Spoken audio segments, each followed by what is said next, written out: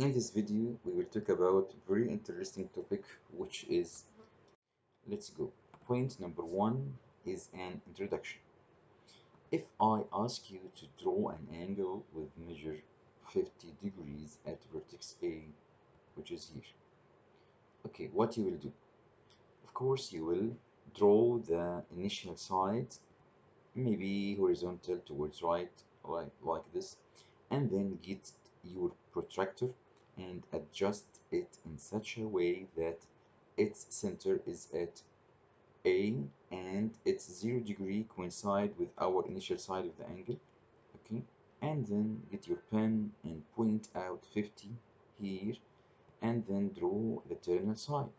This is our angle. Okay, of course you know that any angle consists of three parts: initial side, vertex, and terminal side. Okay, another one can do another thing, which is from A, draw the initial side, but it will be horizontally also, but towards left, and then get the protractor like this and point out 50, draw the terminal side. This is also can be considered as an answer of the question. Another one, a third one, can put A here, but he will put the initial side as inclined line like this and get its protractor. Also, its center is at A and its 0 degree coincide with the initial side, point out 50, draw the terminal side. All these answers are correct, and of course we have infinite answers, and that's why we will talk about bearing, which is just one way to represent an angle. What is number two? Point number two, measure an angle as a bearing. The word bearing includes three conditions. Three conditions, okay? What are them? The first condition, sorry, talk about the initial side. The initial side, okay? After standing at the vertex, we must draw the north to the vertex, to be our initial side, okay? After standing on the north as our initial side, will we move in clockwise rotation or in an anti-clockwise rotation? The second condition tells us the direction, which should be clockwise. So number one, stand on the vertex, draw the north. From the north, go to the step number two, which is move clockwise direction till reach what? Till reach the terminal side, of course. Okay. Number three, don't forget to write the size of the angle as three significant figures. Okay, so how we can answer the previous question now? If A is here, who can tell me now? Huh? Don't forget these three conditions. Okay, let us apply now. Drawing an angle as a bearing. Okay, draw the north. Okay, this is the first step. Okay, stand at the north. Put your protractor here. Its center is at A. The 0 degree coincide with the north, and then move clockwise to reach 50. Point out 50 here and draw the terminal side. This is the only answer if I ask to represent the angle as a bearing. Okay. Okay. Sorry. Don't forget to write it as 050 degrees. Let us talk about. Let us talk about examples now. From figure, find item A, bearing of B from A. Bearing of B from A. Okay, we have 2 points now, A and B. Which of them in part A considered as the vertex, A or B? Who can tell me? Of course, A, the letter which comes after from. Okay, because this question means if I stand at A, I want to know, okay, imagine that you are standing at A and look at this way, and you want to turn your neck, okay, turn your head to reach B. At which size you will turn your head? Okay, this is the question. Again, please, when I ask you to get the bearing of B from A, Stand at A. The letter A, which comes after from, is our vertex. And then apply our conditions. The north, stand up at the north, move clockwise to reach what? To reach the terminal side. Okay, by using protractor, we will find that this angle is what? 65. So write it as 065.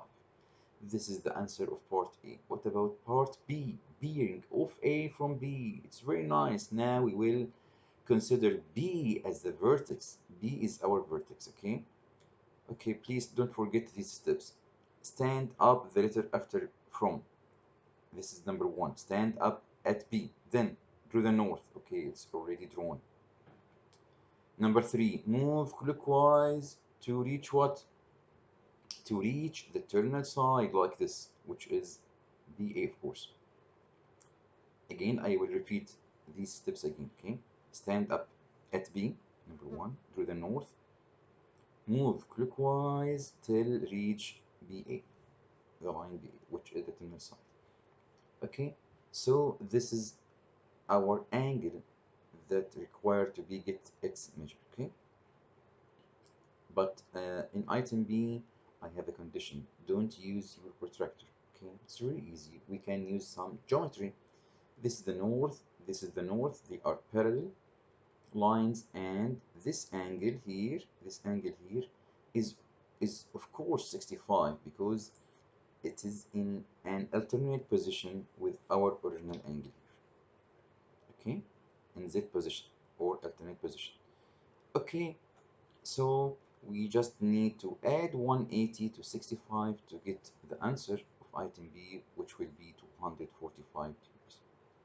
It's very nice. Of course, we have another way, which is use the letter U, or I mean that these two angles are co-interior in the same side. So this angle here will be 180 minus 65, and then we can get the required angle here by using 360 minus the measure of this angle.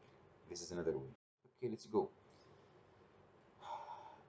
From past papers, June 15, paper 4, we have a very interesting question. It states that the bearing of H from G is 045 degrees. Okay, before completing the question, please let us use this information. The bearing of H from G, okay, as I told you before, stand up at G through the north, move clockwise to reach what? To reach GH. To reach GH, okay? Okay, this so this angle is 45 degrees. Before completing also, can you get further information depending on this information?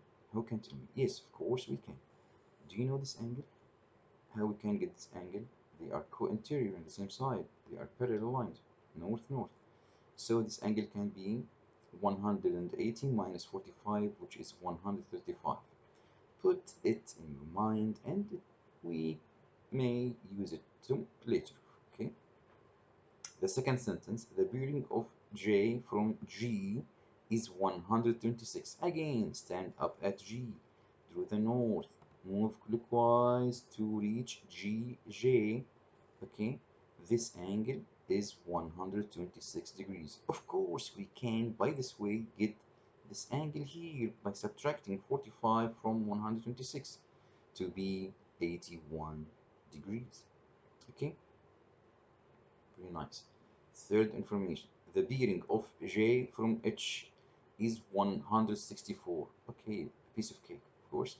Stand up at what? At H, to the north. Move clockwise to reach what? HJ. This angle is 164. Okay, another information, the distance HJ is 63 kilometers.